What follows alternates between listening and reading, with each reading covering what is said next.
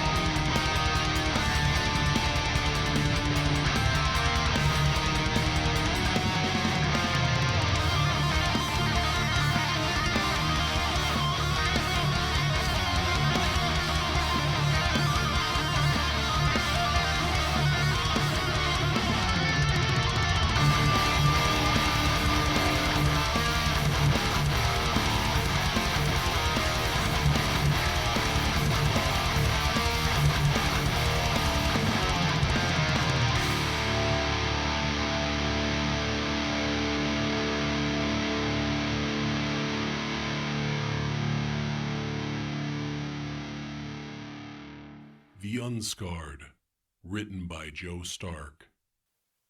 Chapter 7 The Book and the Wheel. The fire blazed brightly against the darkness of the night. Eric sat alone.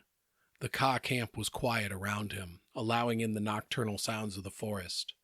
Wolves called in the distance while the chirping of crickets accompanied the cracks and pops sounding from the small campfire. The forest seemed to breathe as if in peaceful meditation, as a light breeze set the leafy branches above aflutter with its gentle caress. The tranquility of the moment did little to abate the storm of thoughts that raged through the young Chosen's mind. Eric had been plagued by nightmares since the battle 3 days before. His days had been blessedly busy, which kept his mind occupied, but the solitude of the night brought with it thoughts and memories unbidden. Much of the fight was a blur, but memories would come upon him and flood his mind with vivid details. The color of a dead man's eyes, the dying scream of a horse, the wet touch of fresh blood and morning dew. Eric recoiled in horror at the memories, but he also felt a sense of justice in his actions, as though his brutality had been judgment passed. Those men had deserved death, and the Creator had put its minion in their path. Prior to the battle, Eric had wished to find a better solution than violence, but once Zaren's army had struck the first blow, all thoughts of mercy had left the young Chosen's mind.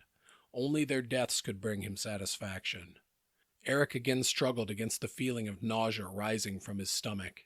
He was confused that he could feel such revulsion and satisfaction at once.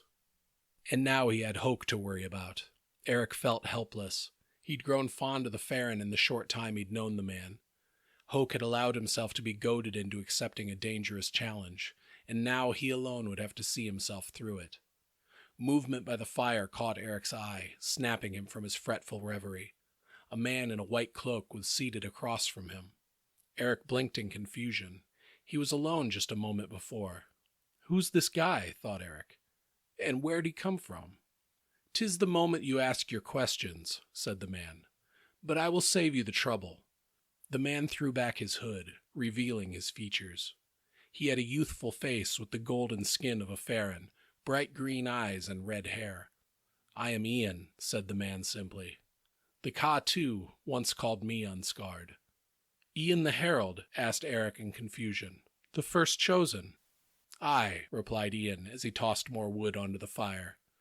"That title is appropriate." "The Herald," said Ian. "Of this age? Of auguries and portents?" "Certainly. The Creator laid his hand upon my head at birth and marked me as his own."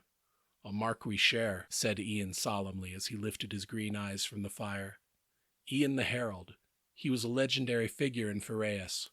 As the first chosen, he had carried the full measure of the Creator's power for 500 years. Much of that time had been lost to history, but it was written that the power had driven him mad. Once the power arose in Helen, the second chosen, she sought him out and helped him regain his sanity. Together they began to unravel the mysteries of their awesome powers. Ian fixed Eric with a stare as he continued. Our meeting was predestined, Eric, and I have reached across the void of time in preparation of the way. Reached across the void of time? What do you mean? Asked Eric. Ian's eyes took on a faraway look as he contemplated. I'm only meant to prepare the way, but now the pieces are in place, and the final task has fallen to you, Eric. What task? Asked Eric in exasperation. I don't understand. He waits, said Ian. Recognition dawned upon Eric. The voice from the battle, he thought to himself, remembering the vision of Falder's tomb. During the battle with the Chaos Mage Tovin, at the height of Eric's pain, his mind had been flooded by a vision of the tomb of Faldor, the last wizard king of the Ka, buried somewhere deep within the lost city of Karas-In. And with the visions came a voice, the voice of Ian the Herald. Know this, said Ian. You have only just begun, Eric. Only taken the first steps into a life of servitude to the Creator. I know the turmoil you're feeling inside. The doubt, the confusion, the horror, he added quietly. Eric said nothing as he listened intently to Ian's words. What do you know of the Creator? Asked Ian. Eric answered without thought, so ingrained were the teachings of the Order. The Creator is what we call the primal force of order. Ian nodded in affirmation. And the antithetical force to this order? Asked the first chosen. Chaos, answered Eric. Without the force of order, all would end in entropy. Such is the way, said Ian. The chosen are called to service, Eric. Do you understand? We are called to serve, but the final choice resides within us, and we will live with that choice forever. To answer the call or ignore it, the choice is your own. As we agents of the Order are called by the Creator, so also in this world are agents of chaos called by the Destroyer, said Ian. Their numbers grow. You will need allies in the coming days. The Ka? Asked Eric. They were once the most powerful force of opposition to chaos that this world has seen, said Ian. They've merely lost their way in the darkness and are in need of a guiding light. Falder waits, said Eric as he looked into the flickering firelight. Falder died over 3,000 years ago. He waits? What does it mean? Eric looked to Ian for an answer, but found himself once again seated alone before the fire. Ian? Said Eric. He stood and quickly looked around. Ian! Shouted Eric. Eric suddenly found himself being shaken, a calloused hand gripping his shoulder. He opened his eyes to see Hoke. The Farron had a concerned look upon his face. Eric, said Hoke as he attempted to rouse the young chosen. Are you all right, mate? You've been mumbling and shouting in your sleep. Eric looked around. He was on his cot in the tent he shared with Hoke. Had it all been a dream? He asked himself. Sunrise is still a few hours away, said Hoke as he returned to his cot. Eric shook his head. Sorry I woke you. Hoke nodded and waved away the apology. Saying nothing more, the Farron pulled his blanket over his shoulder and rolled to face the side of their shared tent. Eric rubbed his eyes and contemplated the weirdness of the encounter. As sleep began to once again take hold, the voice again echoed in his mind. He waits. Hawk perused the shelves. The library was quiet around her as she searched. She had spent the better part of the early morning hours looking for answers. Hawk had already visited 2 other libraries, and both times had come away empty-handed. The books missing from the codex were also conspicuously absent from the library shelves. Hawk sighed in annoyance. She had spent most of her life in the libraries of Terransay. They had always been her haven, a place to escape the pressures of her station or the words of her father. It had been a place to unravel the mysteries of the world outside the tower. However, this mystery left her with a sense of foreboding. Why are these books missing? She asked herself for the 100th time. Can I help you with anything? Hawk turned to find a young woman at the end of the aisle. She quickly put a name to the face. It was Althenia, one of the tower's many librarians. Thank you, Althenia. Perhaps you may, replied Hawk. According to the index for this library, there should be a volume on this shelf that was written by Kellan. It is missing from the codex, and as far as I can tell, it's also missing from the shelf. Recognition suddenly dawned upon the young librarian's face. You're the heiress of Kellan, she said in a rush, her voice tinged with excitement. Suddenly remembering herself, Althenia bowed her head. "Milady, please pardon my excitement," she said in a self-reproachful tone. "We do not often receive guests of such note in these depths of the tower." Hawk smiled and waved away the apology. "Please, call me Hawk. Now about that missing book." "Missing book," Althenia whispered to herself as she pondered the question. Hawk scanned through her memories while she patiently waited, but found little of note concerning the young librarian. Althenia had been among those selected to work within the tower from last year's class of graduates. She had come from a farming village in the southeast with a letter of recommendation. Hawk surveyed the young woman. She was small in stature and had a cherubic face with full lips and rosy cheeks. Brown eyes peeked out from beneath dark curly locks of hair that framed her delicate features. "I can't recall any missing books, Heiress Hawk," said Althenia, quickly correcting herself. "But Cartha may have known something." "Cartha?" asked Hawk. An image suddenly sprang to the forefront of her mind. Cartha, the vault's previous librarian, replaced by Althenia after Cartha's passing. Althenia beckoned Hawk to follow as she led the way to her desk. The young librarian gathered up a small pile of books, quills, and papers and set them aside. The top of her desk now laid bare. She ran her hands over the wooden surface, her fingers delicately tracing the lines that flowed through the wood grains. "My father believed that a good book and a good puzzle were the best whetstones for keeping the mind sharp," said Althenia. "He ensured that I had plenty of both to occupy my time." Hawk smiled and nodded. Althenia continued to run her fingers along the contours of the desk as she spoke. "Now imagine my surprise when I find here, nestled among all these books, another puzzle." A deep clicking noise issued from within the desk as a section of the surface split away, revealing a darkened recess. Althenia smiled as she reached inside and pulled out a small leather-bound volume. "This is Cartha's record book," said the young librarian in excitement as she slid the slender volume across the desk. Hawk picked up the book. "Have you read this?" she asked. "Only enough to identify it," replied Althenia.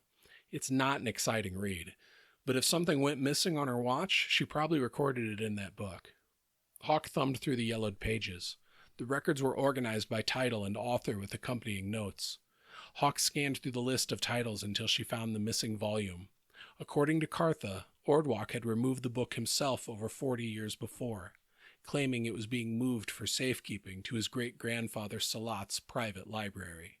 Hawk's brow furrowed in concentration as she considered the situation. A private library? What could Ordwak be hiding from us? She thought to herself. She glanced up at Althenia. "May I borrow this?" Althenia nodded. "Of course, but don't keep all of the puzzle to yourself now," she said with a laugh. "If my library is missing a book, I want it returned." Hawk smiled in return. "Thank you. And I'll take care to see that this one is returned as well," she said as she slipped the book into a pocket within her robe. Hawk exited the library and quickly made her way through the tower, traversing the maze of hallways and staircases. Pausing before the door to her father's suite, she took a steadying breath and composed herself, leaving her face a mask of indifference. She stepped inside and nodded to Warren as the young man looked up from his desk. "Is he in?" asked Hawk. "Well, yes," replied Warren. "Thanks, then," said Hawk as she crossed the floor of the small antechamber. Hawk opened a door along the far wall and stepped inside. Ordwak looked up from a parchment on his desk. "Hawk," he said without emotion, "this is an early visit." Hawk smiled and took the seat across from her father. "I was just visiting some of the libraries," she replied. Ordwak's nose flared in disgust. "Use Warren for such menial tasks. It's not becoming for somebody of your station to fetch their own books." "Then I saved him from a fruitless journey. The book I was searching for was moved," she replied. "That's fascinating, Hawk, but I fail to see the relevance," said Ordwak. Hawk opened Cartha's record book and placed it on her father's desk. She pointed to an entry. "According to these records, you moved the book to great-grandfather Salat's private library," Hawk replied, her face a mask devoid of emotion.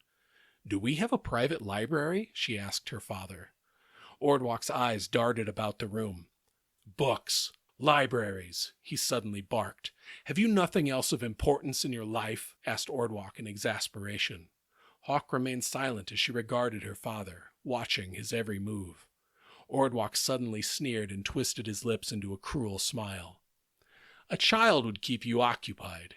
It is far past time for you to take a husband, and I have made my selection, lest you not forget your duty to bear the future heirs of our great house." Hawk's eyes narrowed as she felt anger rise from the center of her being.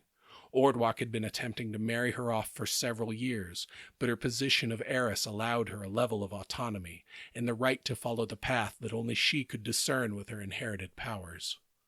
Hawk kept her voice firm as she replied, "And as you know, that decision is not yours to make. It has long been the tradition that the heiress of Kalan chooses her own path, as did Kalan herself." "And what of a father's right?" demanded Ordwak as he leapt from his chair. "I demand satisfaction, Hawk. I am due my rightful dowry for a daughter of your worth, and I will have it, damn you," he hissed in return. Hawk looked at her father in anger and disgust as she rose to leave. "I will not be your treasure to auction off to the highest bidder, and I will not speak to you again on the matter." "Ways can change, Hawk," replied Ordwak menacingly. Hawk quickly left her father's suite, her jaw clenched tightly shut as she fought to contain her boiling anger. Once inside her room, she closed her eyes and entered the room within her mind, fleeing to her library. Secluded within the shelved recesses of her psyche, she let loose her rage and screamed.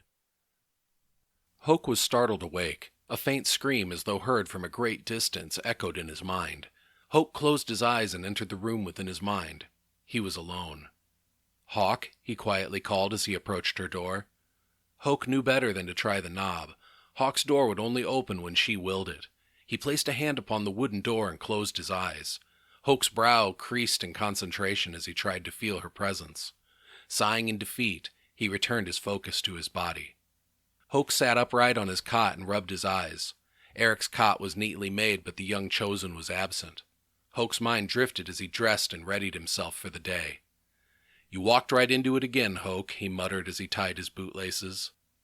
The darkness of the tent gave way to brilliant daylight as Hoke stepped outside. He squinted while his eyes adjusted to the morning light. Already the Ka camp bustled with activity. Armor-clad warriors were hard at work striking camp and readying for the day's march. Hoke spotted Eric nearby. The young chosen was practicing the martial skill he'd called the art. Hoke had heard stories among the rangers of Terransay about the fighting style known as the art. It was said to have been created by the warrior chosen Alana before her fall from grace. Eric's body swayed and moved in a dance-like fashion as he worked through the forms. Hoke watched with keen interest and quickly surmised it would be a challenging style to defend against, with attacks coming from any angle. He imagined the movements sped up and coupled with lethal force, nothing less than a raging storm of fists and feet. Hoke was pulled from his reverie at the approach of Galen and Kasich. "Honored cousins," said Galen as he shook Hoke's hand. "Motavi," said Hoke with a slight bow of his head. "An entrance to the Valley of the Mantis lay less than a day's travel ahead," said the Motavi without preamble. "The path you've chosen, by your design or that of the Creator, is both honorable and audacious. While I cannot intervene, I can give you the gift of knowledge. To that end, I've asked Kasich here to match pace with you for the remainder of our journey, and to answer any questions that you may have." The older Ka inclined his head and gave a slight smile. "I am happy to serve." "Thank you, Galen," said Hoke. Galen nodded in turn. "The journey is not long. Ready your pack, cousin. We shall set off within the hour." Hoke stood at attention. The steady beating of drums reverberated off the high ceilings of the massive chamber as a small group of robed Ka intoned a series of guttural throat chants. Shafts cut through the rock high overhead allowed the midday sun to filter into the room. Kasich stood nearby, ready to translate. The old Ka looked resplendent in his mantis armor. Its dark surface was shot through with streaks of bluish-purple stripes that seemed to writhe hypnotically in the brightly lit room. The room itself was impressive as it was imposing. The space had been excavated and enlarged from a natural rock shelter near the base of a large sandstone wall. Stone columns stretched to the ceiling high above. Arched doorways revealed tunnels that disappeared into darkness. A circular stone staircase could be seen at the far end of the room. In the space above, 2 levels of balconies could be seen. Hoke wondered just how far into the sandstone bedrock the Ka had delved. Outside, a large waterfall spilled into the hollow, its water thundering down from the cliff top into a large basin below. Another smaller series of falls cascaded from the basin, to form a small creek that wound along the floor of the canyon, slowly cutting its path ever deeper through the bedrock. During their approach, Hoke had estimated the walls to be at least 300 feet in height, which had been confirmed by Kasich. Hoke smiled ruefully to himself. The old Ka had at first worn on Hoke's nerves with his unceasing chatter.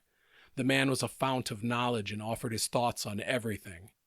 Though initially tiresome, Hoke eventually came to better understand the old Ka as a man who deeply loved his people and their history, and was also quite gregarious, audience willing or not.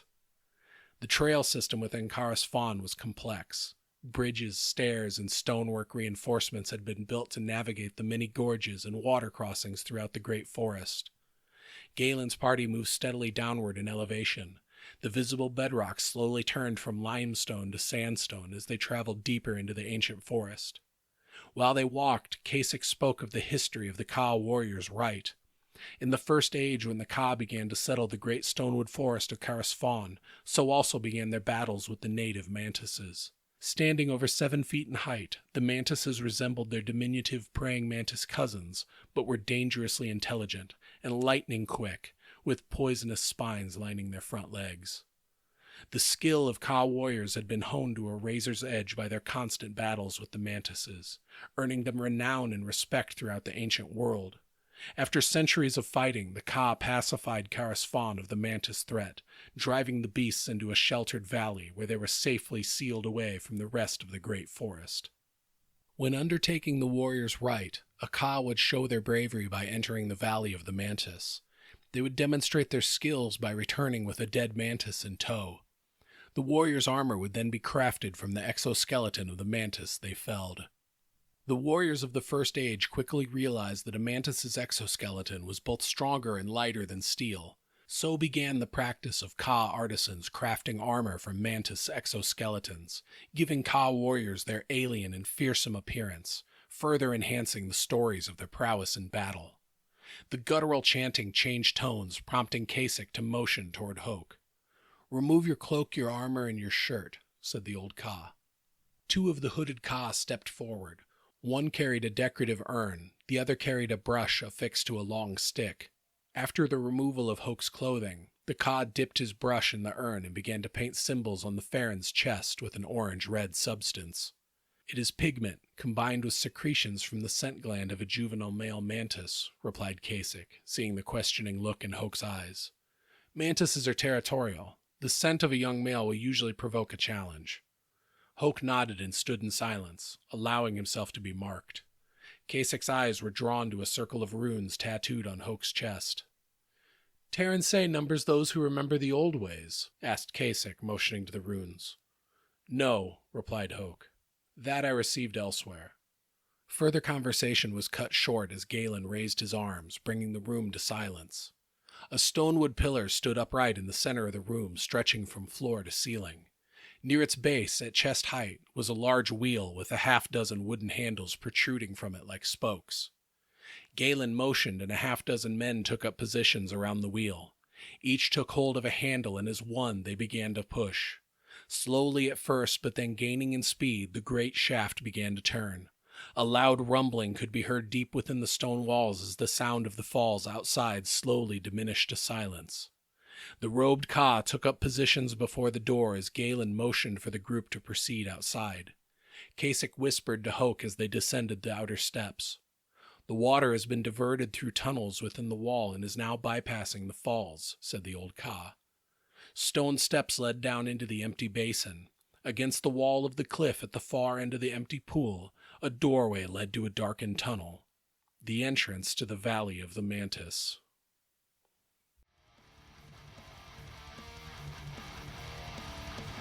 Thank you for listening.